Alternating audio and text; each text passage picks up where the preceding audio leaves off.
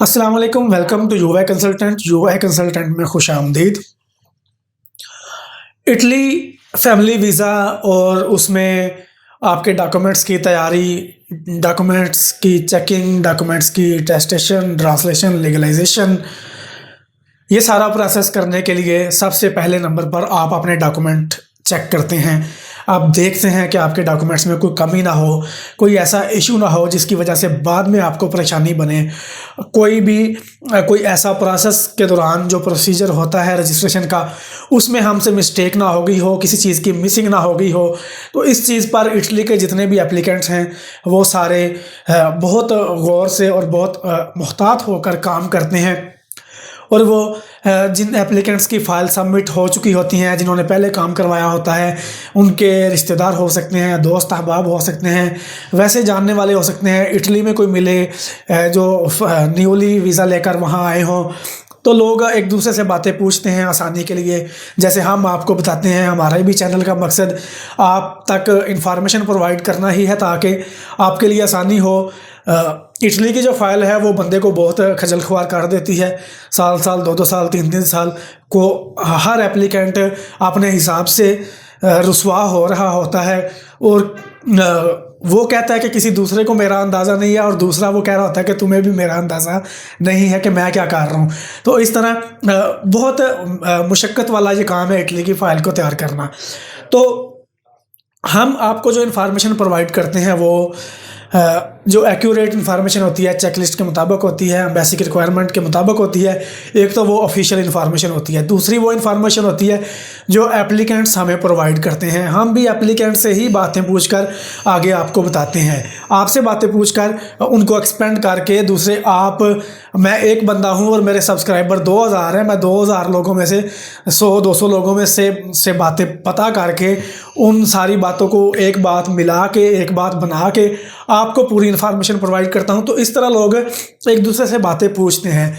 इस केस में देखा है हमने, हमारे इटली वाले ग्रुप में मैंने एक मैसेज देखा था कि एक एप्लीकेंट को दूसरे एप्लीकेंट ने कहा कि उनका पेपर चेक करके कि आपका जो बर्थ सर्टिफिकेट है इसके ऊपर जो डेट है अंदराज की, और जो स्टेटस है रजिस्ट्रेशन का, जो स्टेटस है वो नॉर्मल लिखा हुआ है। आप इसको ऐसा करें, लेट अंदराज करवाएं, लेट रजिस्ट्रेशन लिखवाएं। हमने भी करवाया था, हमारा नॉर्मल पे इशू बना था, हमें बाद में ये लेट करवाना पड़ा था।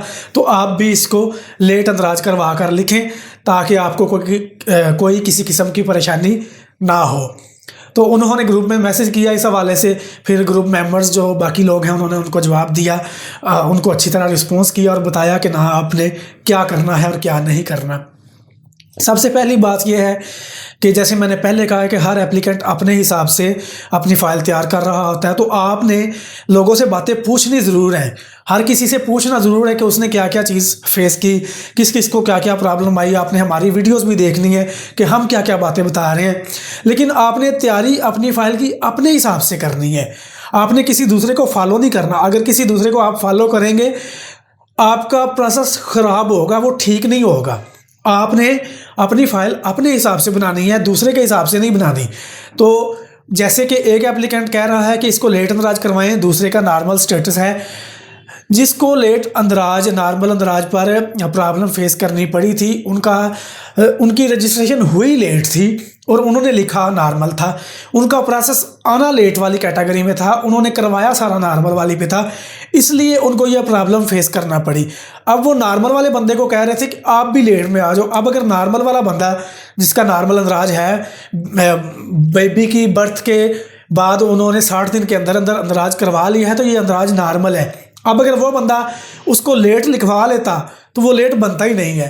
तो लाजमी तौर पर उनको इंक्वायरी में ये मसला होता है और उनका केस जो है वो लंबे प्रोसेस में चला जाता, फंसता भी, उनको करेक्शन भी करवानी पड़ती डॉक्यूमेंट्स की, और उनका टाइम भी वेस्ट होता है। दोबारा उनको लीगलाइजेशन के लिए सबमिट करना, कोर्ट से जाकर ठीक करवाना, तो उनको ये सारी प्रॉब्लम फेस करना पड़ती अगर वो इस चीज़ पर तवज्जो ना करते। लेकिन बहरहाल उन्होंने इस चीज़ को देखा कि आखिर मैं क्यों इसको लेट करवाऊं, हमने नॉर्मल करवाया तो नॉर्मल पे ही जाना चाहिए। तो उन्होंने इस बात के लिए मैसेज करके पूछा भी कि क्या करना चाहिए। तो इसलिए इसी केस को मद्देनज़र रखते हुए आप ये देखें कि जो बंदा आपको मशवरा दे रहा है, जिससे आपने कोई बात पूछी है, उसका बाकी केस भी देखें, उसके डॉक्यूमेंट्स भी देखें, उसका केस भी देखें कि उनमें ये चीज़ कोई प्रॉब्लम उन्होंने फेस की है तो क्यों की है, इसकी वजह क्या बनी, हमारे केस में वजह क्या बन सकती है, और ये वजह हमारे पास हमारे केस में शामिल है भी कि नहीं है।